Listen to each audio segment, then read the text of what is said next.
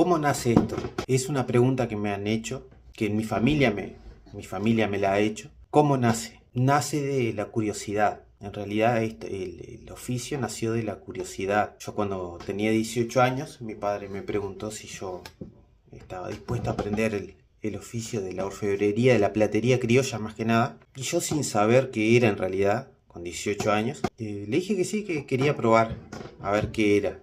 Tenía curiosidad, quería saber qué era trabajar con la plata. Ahí fue que me llevó al taller de un conocido suyo y empecé como aprendiz. Yo soy una persona que no tiene escuela de orfebrería. Hoy veo que hay muchas escuelas, que hay talleres, hay muchas formas de aprender hoy. Pero en su momento aprendí, digamos, de la manera antigua, simplemente como aprendiz. Iba al taller, lo único que hacía era estirar y mirar, nada más. Yo solamente miraba para un lado, miraba para otro. Tenía una persona que era el compañero de mi padre, que me iba explicando algunas cosas. Después de mucho estirarme, un día me enseñó a soldar. Y hay algo que yo siempre me acuerdo con mucho cariño que me enseñó, fue ¿cuál sería la mejor forma de soldar? Me quedé pensando y no supe qué contestarle. ¿Cuál es la mejor manera de soldar? Y me miró y me dijo, no hay una manera de soldar que sea la mejor. La pieza tiene que estar soldada, tiene que quedar bien soldada.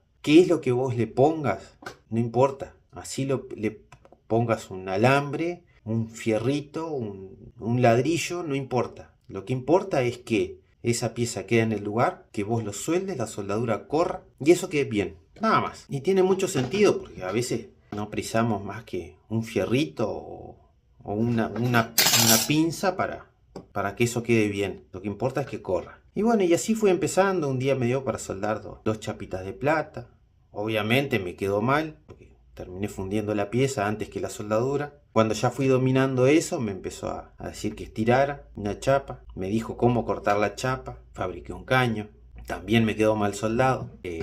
Después un día me dio para hacer una paletilla. Y obviamente me quedó también terriblemente mal. Pero después de eso tuve que hacer muchas más por muchos años para que me empezaran a quedar bien.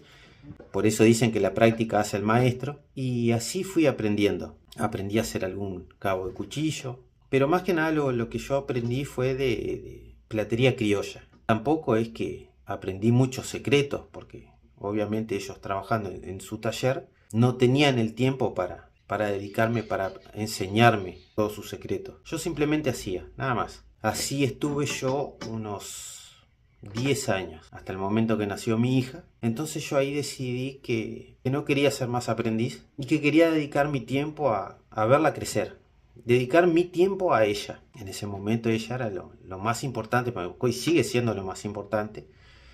Entonces dije que iba a dedicar mi tiempo a estar con ella, a acompañarla. Y así pasaron otros 10 años más. Ya viendo con mi esposa que ya estaba más grande, que obviamente siempre necesitan de nuestra compañía, que estemos al lado, pero ya estaba más independiente ya. Entonces un día con mi esposa me senté y le dije que yo sentía la necesidad de retomar aquello que yo había dejado tanto tiempo atrás. Que extrañaba el taller, extrañaba el estar con la orfebrería. Entonces me puse a la tarea de, bueno, reflotar todo eso, abrir mi propio taller, pero también con muchas inseguridades, con muchos miedos, porque cuando me puse a repensar qué es lo que yo había aprendido, yo aprendí la técnica, pero no mucho más. Me di cuenta que tenía que fabricar yo mi propia soldadura. Creo que es lo que le pasa a muchos orfebres en sus talleres. Cada uno fabrica su propia soldadura con su propia fórmula. Y yo no sabía fórmulas. Yo no sabía cómo fabricar una soldadura. Sí sabía en la teoría cómo hacer plata de distinto grado. Pero tampoco nunca aprendí a fundir. Entonces fue como un salto de fe, digamos. El aprender, el empezar a leer, a buscar material para leer.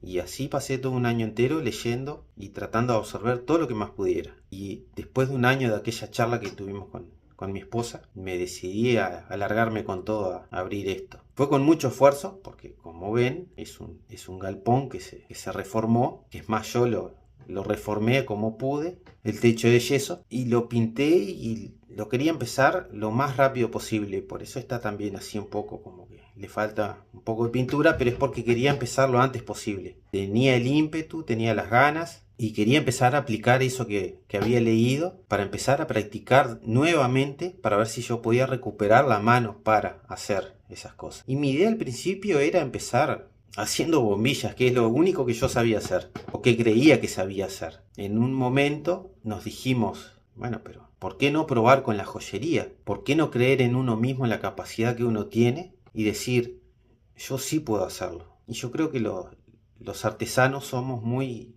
capaces de lograr esas cosas que nos proponemos.